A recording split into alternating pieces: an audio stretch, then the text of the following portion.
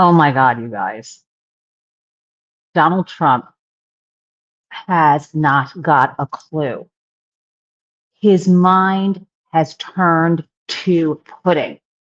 Yesterday, he attended some event trying to trumpet his new no tax on tips. Of course, this would be the time when people have, it's April 15th, submitted their tax returns. Some people are getting refunds. And he wants to, he thinks, you know, run through that finish line saying, see, isn't this great for everybody? And the problem is, he keeps undermining himself.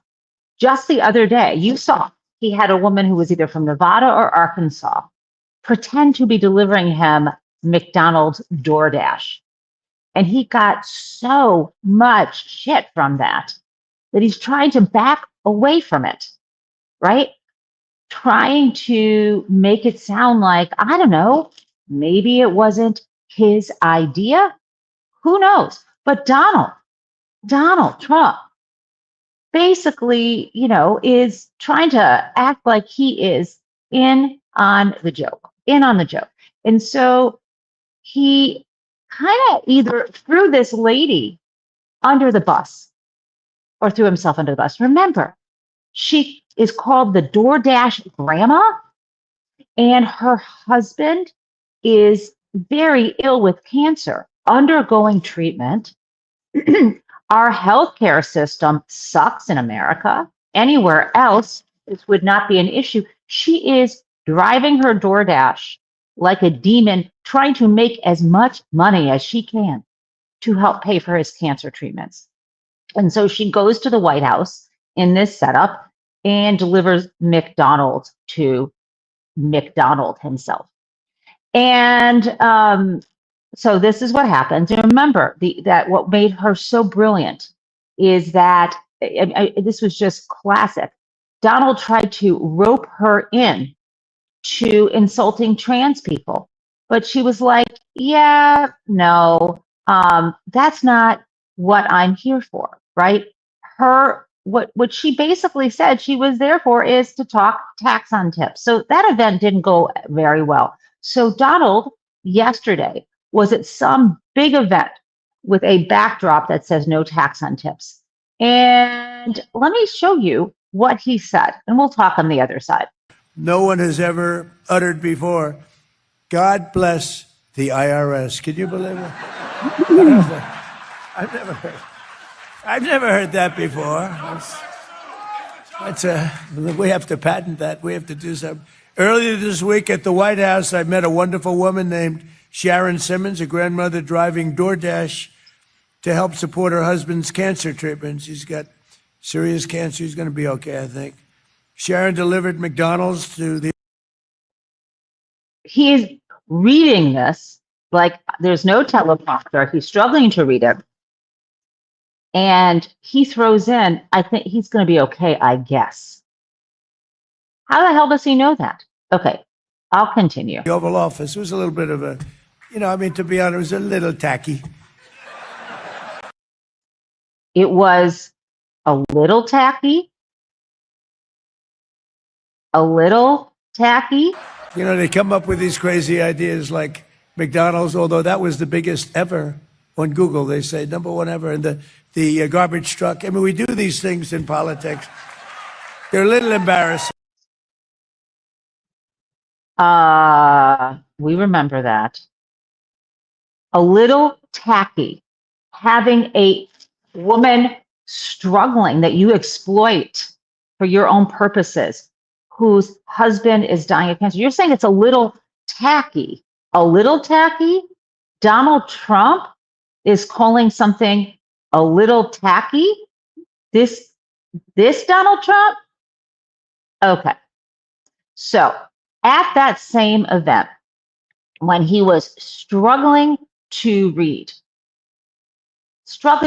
this, had not even, someone wrote this for him. He does so little work that he probably had never even reviewed it in advance. He's like, all right. How does my hair look? How's my tie? Gets in front of the cameras. he is reading a script. My friends, if you don't know this already, I ain't scripted. If I were scripted, fellas, I would be much more concise. I would be funny. I would not ramble. Sorry. But Donald Trump never looked at this. And how do we know?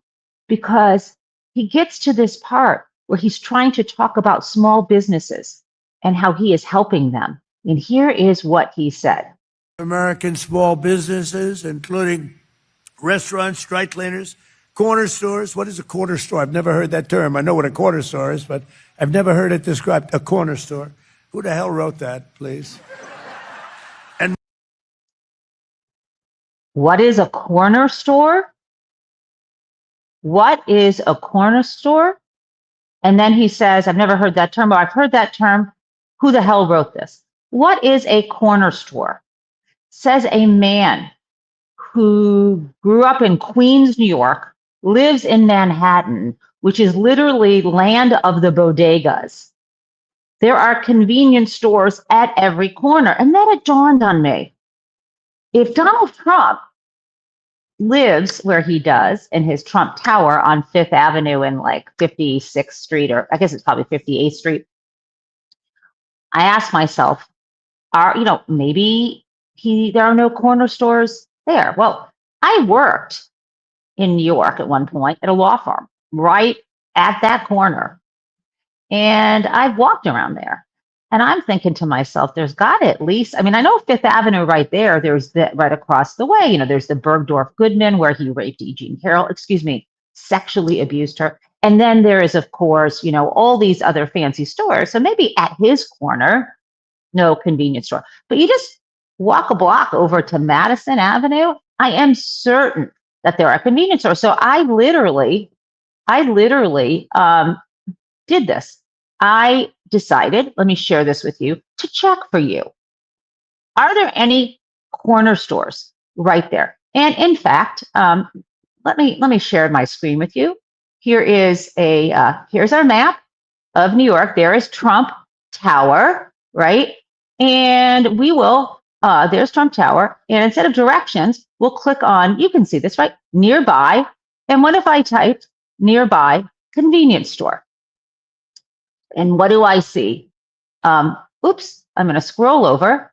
There actually is, sorry guys, there actually is a convenience store right there around the corner from him. But sadly, I'm not able to, I've just messed this up. So I am going to stop sharing, but trust me, when I ask, let me do it this way, guys.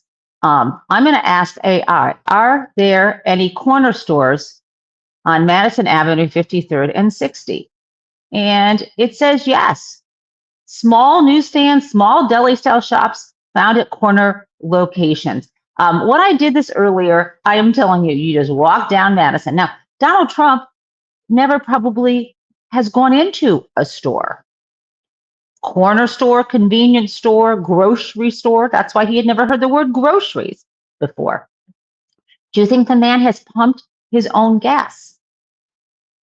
People go out and bring things to him. He doesn't even go to a flipping McDonald's himself. Okay, so what is a corner store?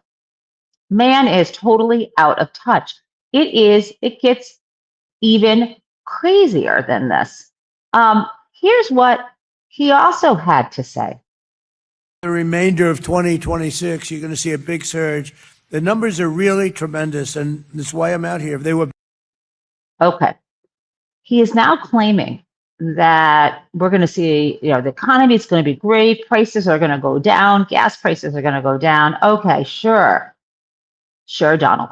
So listen to what he says. For the remainder of 2026, you're going to see a big surge. The numbers are really tremendous, and that's why I'm out here. If they were bad, I wouldn't be here today. I'd be sitting home watching television, I think.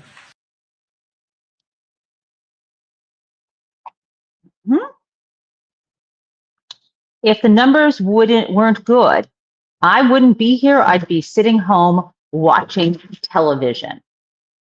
If that is your fantasy, honey, you do you.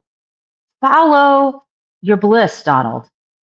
You could resign now and watch television all day. I think that is what you would much rather be doing. Now, let's talk about some serious things also, some good stuff.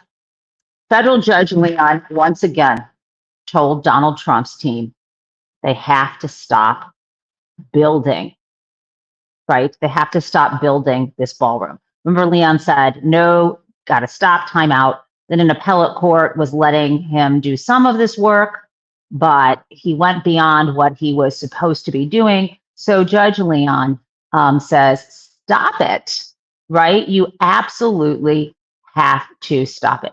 And here is what the New York Times said. Judge again halts above ground construction on Trump ballroom, right? The judge said that he had made an exception while the case was on appeal.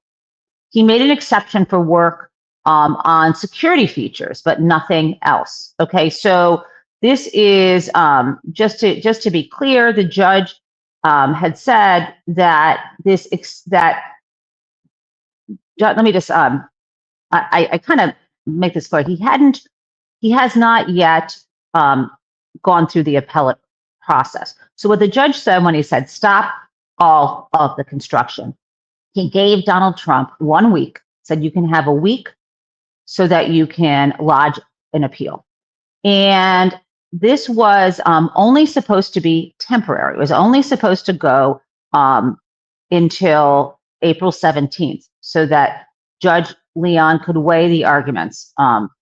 Now, just yesterday, the judge said, no effing way. So this ruling that just came out, it's 10 pages long, and the judge was pissed off, right? He said that the injunction that he put in place excluded, so stop everything, except there was this one exclusion. Donald Trump's team would be allowed to engage in, quote, actions strictly necessary to ensure the safety and security of the White House and its grounds, right? So this was a safety and security exception. And I am looking right here at this order. He is pissed off.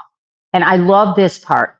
The judge says, I will close by noting that I have no desire or intention to be dragooned into the role of construction manager. And then he adds, contrary to defendant's suggestion, I have never required defendants to request and receive written approval before proceeding with construction. The judge said the purpose of this opinion is merely to clarify that the injunction does, in fact, stop construction of the above ground ballroom. Okay, so that is what went down. And he was so pissed that he said, this national security exception is not a blank check to proceed otherwise with unlawful activity. So that's what went down. And this is great. Well, Donald Trump flipped out about it because what he wants to mostly do is spend all day watching television and working on his ballroom. So he put out this crazy Truth Social. Let me share this with you. When the decision came down in the afternoon, I'm sure that you have seen some of this. Here it is. So let me just tell you, because it's crazy, I'm not going to read the whole thing, but I will read key portions. I'll start at the beginning. He says, the White House doesn't have a ballroom, no taxpayer money, which presidents have desperately wanted and desired for over 150 years. Okay, and then he starts calling the judge Trump hating, right? And then he goes on to describe this ballroom. And it's kind of shocking why he says this is something we need. He says, this judge has gone out of his way to undermine national security and to make sure that this great gift to America gets delayed or doesn't get built. And that he's attempting to prevent future presidents and world leaders from having a safe and secure, large-scale meeting place or ballroom. Now listen to this, you guys. It's crazy.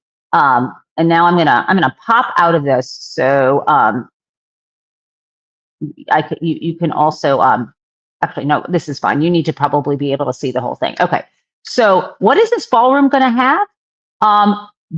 Bomb shelters, a state-of-the-art hospital, and medical facilities, protective partitioning, top secret military installations, structures and equipment, protective missile-resistant steel, columns, roofs, and beams, drone-proof ceilings and roofs, military-grade venting, and bullet and ballistic and blast-proof glass.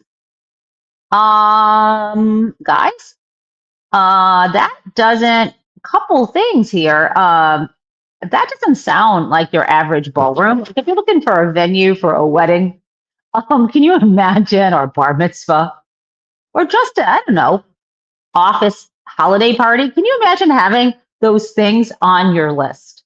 So not only is this obviously not just a ballroom, right? They're reconstructing this. What Donald Trump is doing here is telling the world everything about his bunker. They're basically refurbishing the bunker that is currently under the East Wing. He didn't like it. Not only that, let's face it, you guys, he doesn't want to just use that bunker for security at events. He wants a hospital there so he doesn't have to go to Walter Reed. Think about it.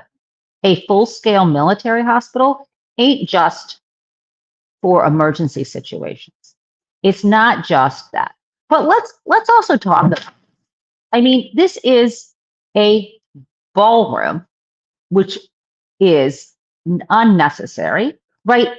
They could have decided to upgrade underneath the East Wing and provide what was necessary if he wanted to. But he's talking about the whole exterior structure being drone and bomb-proof and all this stuff. And it's like, I mean, it just dawned on me when I read this. Like, he is so afraid of being killed. It's like the game Clue. And it dawned on me, this is like you're playing the game Clue and you're trying to figure out, there's like a dead body, right? And you're trying to figure out where it is, who did it, and with what weapon. And it's like Colonel Mustard. Remember this? It's like Colonel Mustard did it in the ballroom with a ballistic missile. I mean, that's all I can think. Yeah. So this man has not a clue. Mr. Tacky, doesn't know what a corner store is.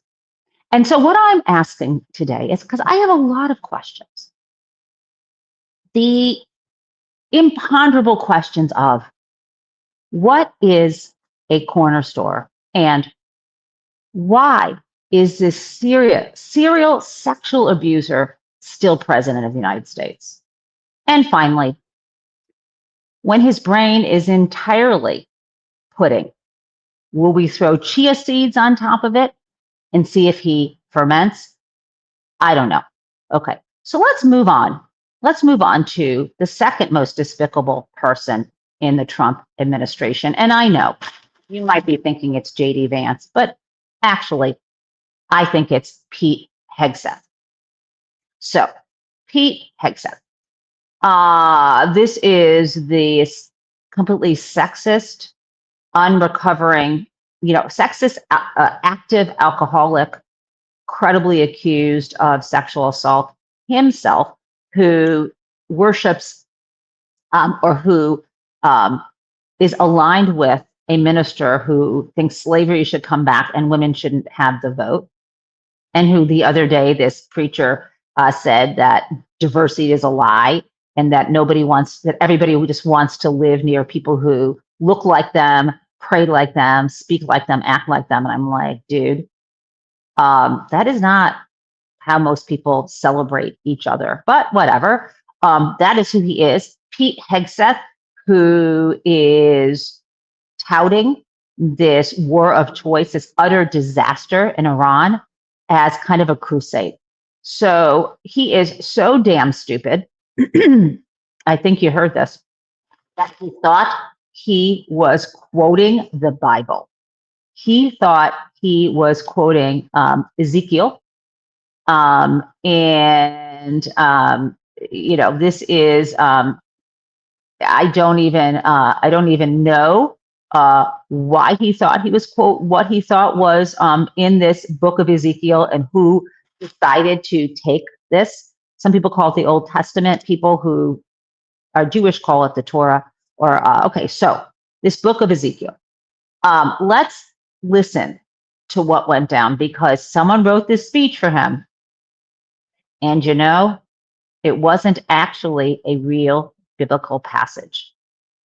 I guess they were punking him, or someone used AI.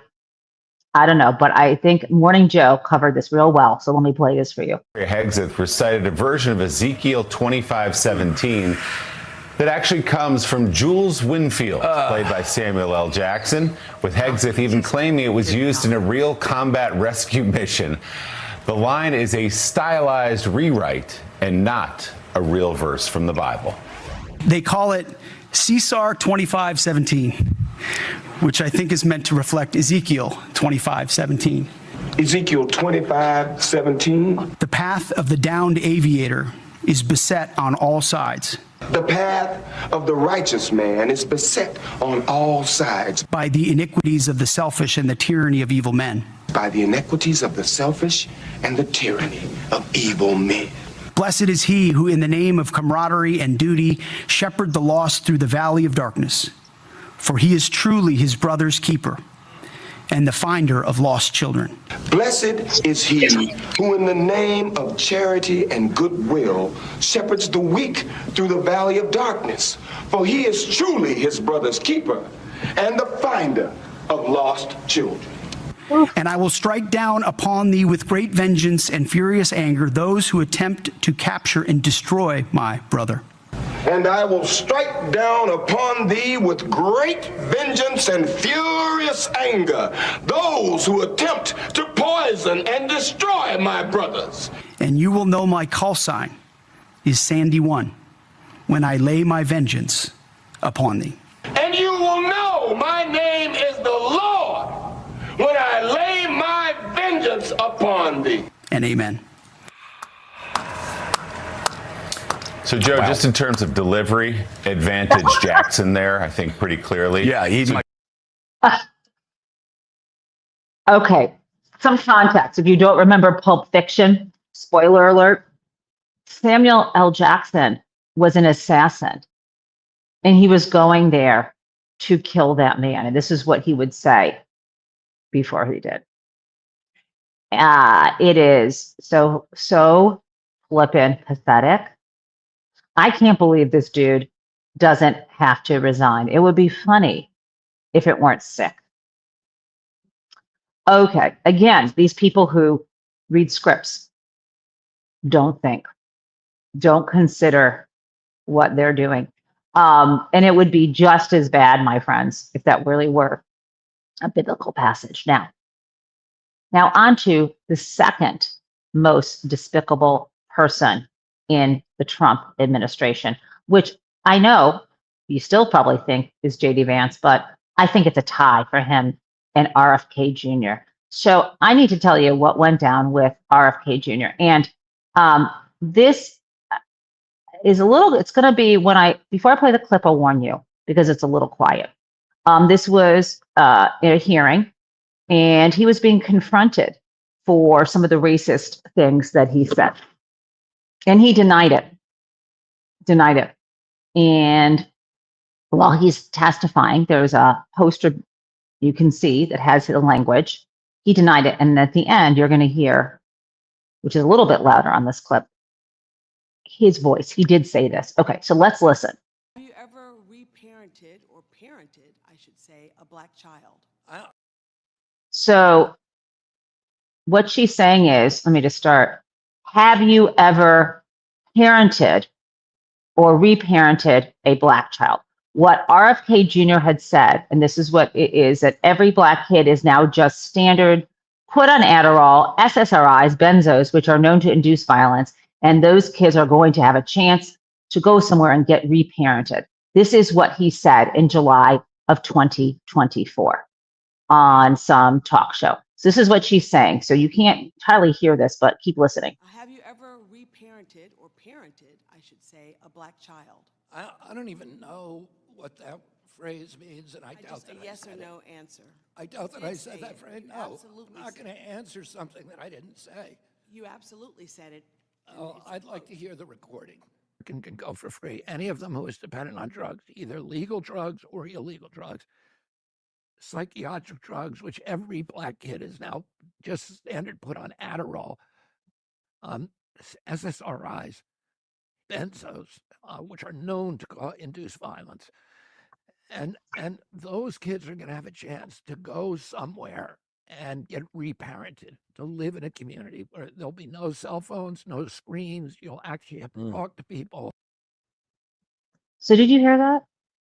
It's disgusting. Kidnapping children, so-called reparenting them. This is a guy, should he have been reparented as a child? He became, as you know, a major IV drug user in college. This is overt racism, and he denied it, and they played it for him.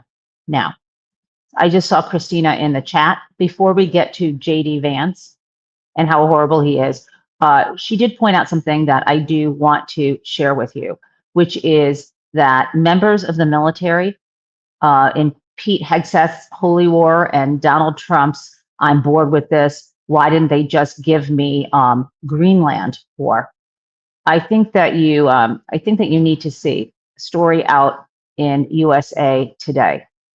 It's kind of unbelievable. And so basically, let me just tell you that you're hearing that we're seeing members of the military share photos.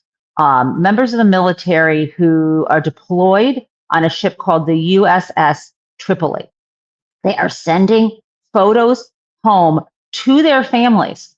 And also those on the USS Abraham Lincoln, right? We are seeing these photos of what kind of food they are eating, and family members are trying to send care packages. They're finding out, oh my God, what is going on here? And the care packages are not going through. So let me show you one photo of that right now.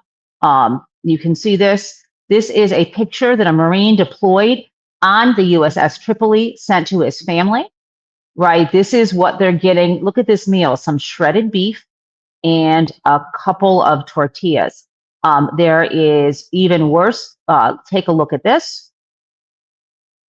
This is, I don't even know, is that some kind of bacon, some kind of gray piece of meat, a hard kind of hamburger, and a few carrots, right? This is what they are eating. And so family members are doing what they can. They're desperate. They don't want their family to be sick. You're not getting nutrients. This is very dangerous. And so they're trying to do this. So this was an American Legion.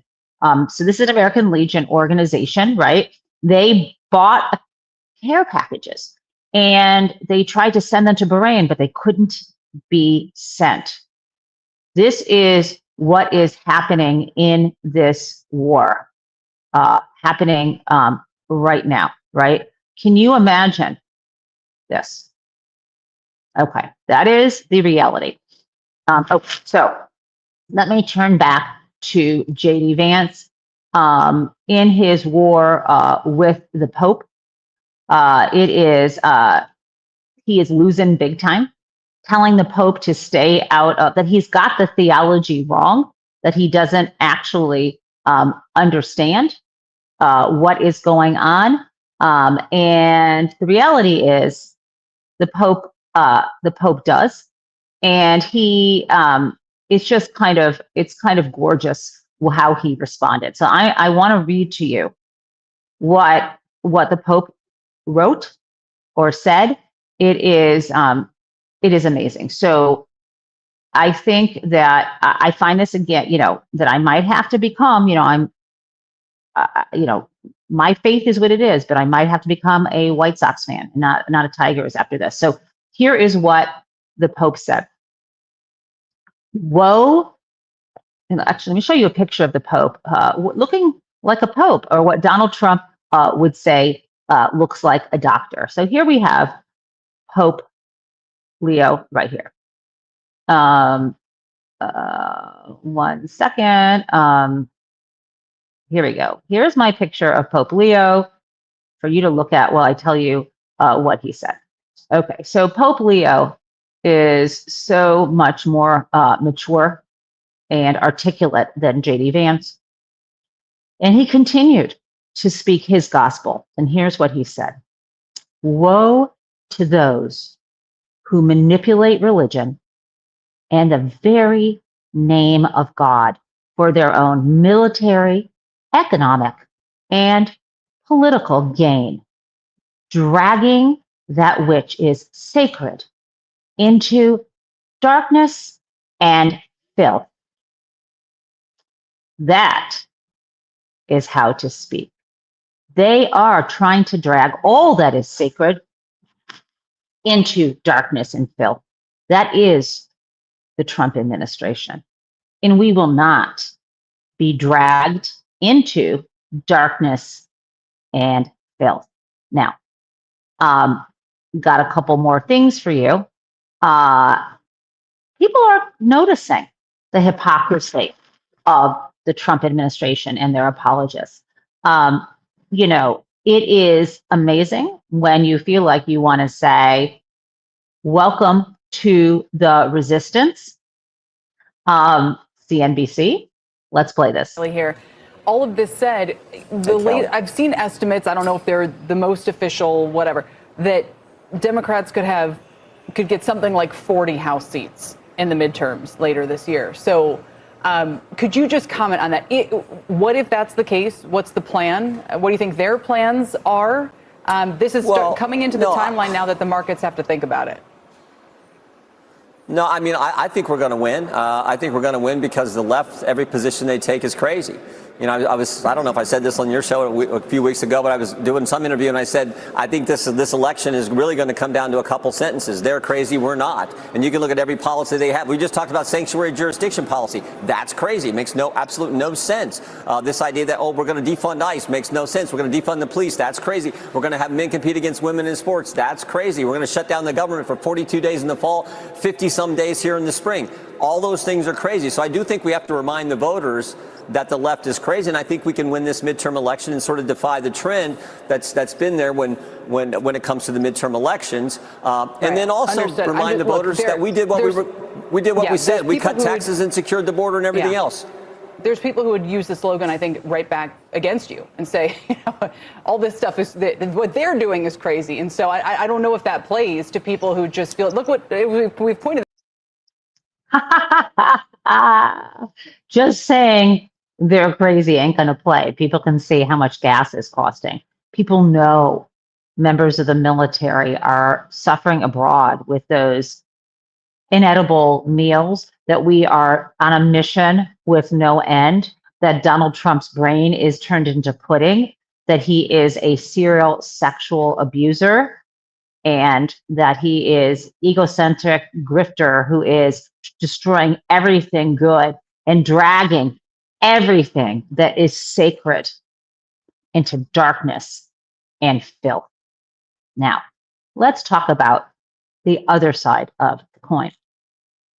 I want to share with you Bernie Sanders. Now, you know that his proposed legislation to stop funding both bulldozers and bombs over to Israel, it failed, but he did manage to get many more Democrats to support this, right? They're only, when it came to, I think, the bulldozers, he had the support of a total 40 senators in the Democratic coalition. Only seven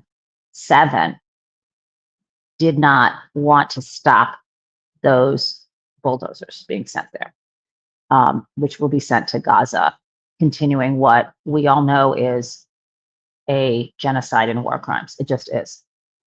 And Bernie Sanders, you may know, senator from Vermont, he was at one time the mayor of Burlington. He is a Jewish man. I'm just giving you all this stuff in case you didn't know about Bernie.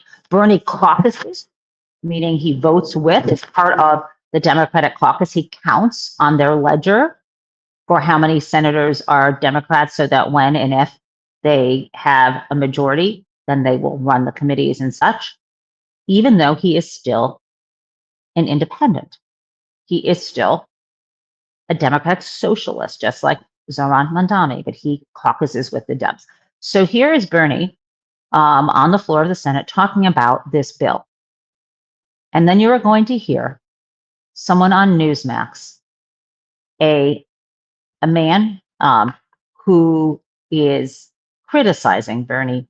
Listen, and we'll talk on the other side. They do not want us to continue spending billions of their taxpayer dollars in support of the illegal, horrific, and expansionist war policies of the Netanyahu government in Israel. Yeah, sir, I would love for you to respond to Bernie Sanders' comments there. And just overall, again, one vote was all that separated this yesterday. Well, first of all, let me tell you, this is a different vote. Let me just go up. They're talking about the War Powers Resolution. Bernie's on the Senate floor. I think he's talking about funding Israel, but now he's talking here, the War Powers Resolution that failed by one vote in the House. This was, I think, Jared Golden. This was, I may be getting this, I think that failed by one vote. This was, again, in the House, and also it also failed in the Senate. So the Senate failed to pass this this resolution also, and that was not by one vote. I think they're a little bit mixing this. And again, the War Powers Resolution would require Donald Trump to actually get authority from Congress to continue the war in Iran. So we have we're about to hear from someone commenting on what Bernie Sanders said about Netanyahu. Okay, so let's play this. One vote was all that separated this yesterday. Well, first of all, thanks for having me on this morning. You know, as I listened to Senator Sanders' comments, I think they border on being anti-Semitic. I mean, this is not about... I'm sorry. This is a member of Congress from Tennessee. Really? A member of Congress from Tennessee, John Rose. I know his hair is pulled back and you might think he's wearing a yarmulke there. No, he is not Jewish. He is Christian from Tennessee, saying that a Jewish man's comments about the Israeli government border on anti-Semitic, you can flip yourself all the way off to the apocalypse. Let me continue this. This is not about Israel, and Israel is not somehow driving the ship. The president has taken us down this road of the action toward Iran to stop them from getting nuclear weapons and the capacity to deliver. Okay. You see what I mean? Now, maybe Bernie in that talk was talking about funding the war, but the reality is Bernie has been talking about a separate issue, which is funding arms to Israel and bulldozers. Okay, so now one last thing. Loving Bernie. I also want to share with you Senator Chris Van Hollen when he was questioning Ross Vaught at a hearing. Remember, this is the guy who was the architect of Project 2025. And he has many roles, I think, including heading up the Office of Management and Budget, Ross Vaught. And we have some really wonderful criticism here. Let's play. You go back and forth between talking about the investment in the Department of Defense or the Department of War. Now, just for everybody here, legally, The name of this department is the Department of Defense, correct? It's the Department of War. And why do you say that? Because that's what the president and his team has renamed it. And there's a statute that calls it the Department of Defense. The president did an executive order saying the Department of War was a secondary title in September of 2025. Have you been instructed to use the phrase the Department of War? No, there's an executive order that goes through a You're legal just process. voluntarily complying with this whimsical cosplay. Let me You ask you object to this. the word? Let me ask you object to this. the name? Are you aware of legislation that's been passed by Congress to change the name? No, I'm just curious as to the extent to which I didn't realize this would be a debate, Senator. Well, I'm not debating you. I'm asking you a question. It's a hostile world out there. Are you aware? The president did an executive order. Are you aware of any bill to change the legal name of the department? Not to my knowledge, but it's probably something we would consider. Well, I'm saying there's an NDA process right now. If folks want to change it, I would look forward to that debate because I think you'll get laughed out of the room and you'll become a punchline on TV. Nations all around the world have secretaries and ministers of defense. Do you know of any that has a secretary and minister of war? Our founders thought it was a pretty good name when after World War II, categorized President it as Truman Department of changed War. it back. Are you aware of any nation in the world that calls this function war rather than defense? I did not realize that this was a source of I will tell you that there's no other nation. Do you know in the oath that our military officers take is the word war mentioned? I'm not aware. Defense is mentioned, war is not mentioned. Finally, you've sacked 350,000 people. Do you know what percentage are veterans? Senator, we have ensured that all of the veteran preferences are stuck to. 30% of the federal workforce is veterans. So when you fire 350,000 people, I think you have fired more veterans than any administration in the history of the United States. I yield back. Whoa, that's going to leave a mark. This is what we want to see from our members of Congress. Now, before we get to Crazy Town, I want to show you Tank, our tortoise mascot, is out and about. I don't have this, I can't show you the video, it's harder to do that, but here he is walking across the lawn, getting some fresh air. I don't know if you can, how big, nope, it doesn't get any bigger than that, but we love our Tank, and he is the prison mate mascot. Okay, so I think it is time. I think it is time for a little Crazy Town for the weekend.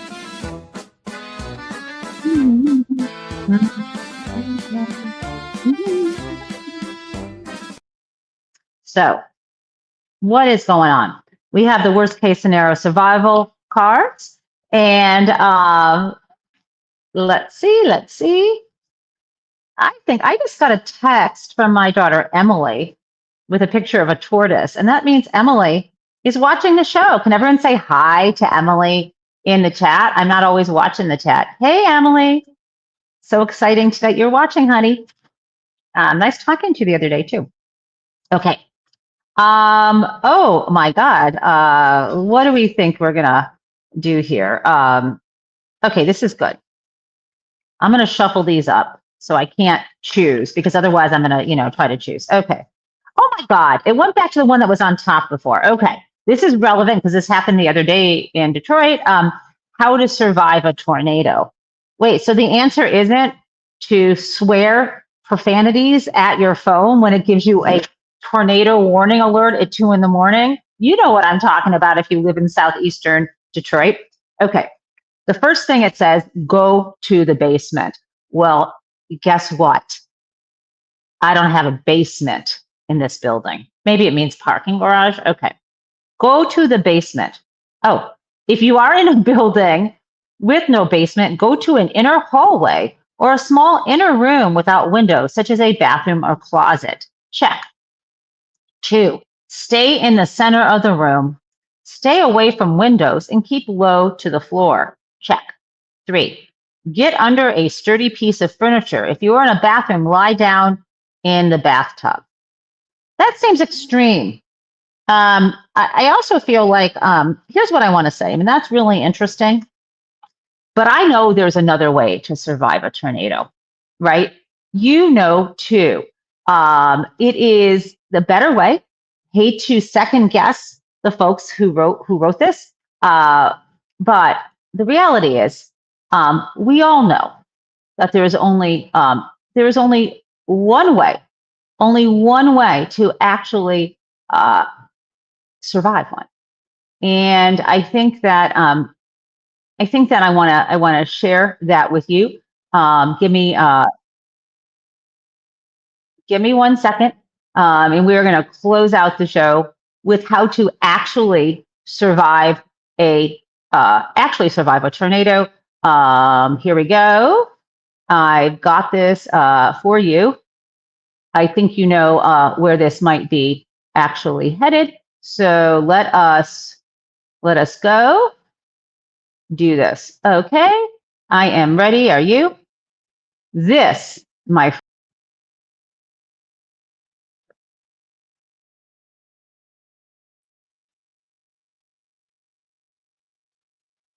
that, my friends, is how you survive a tornado. And guess what? Multicolor world lays beyond. Dorothy only can find her way home if she first goes out on her journey. Okay, again, have a beautiful weekend.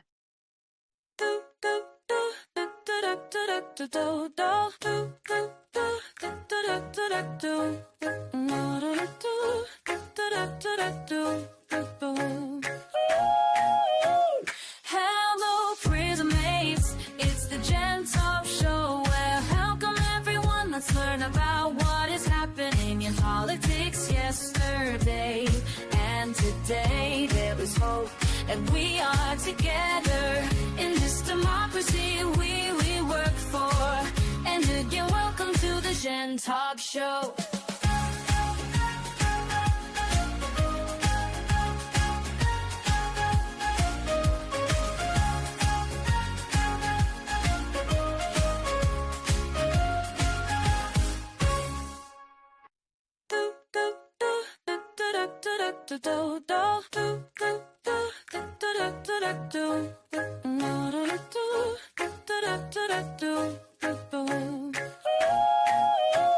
Hello, prison mates. It's the Gen Taub show where welcome everyone. Let's learn about what is happening in politics yesterday and today. There is hope, and we are together in this democracy we work for. And again, welcome to the Gen Taub show.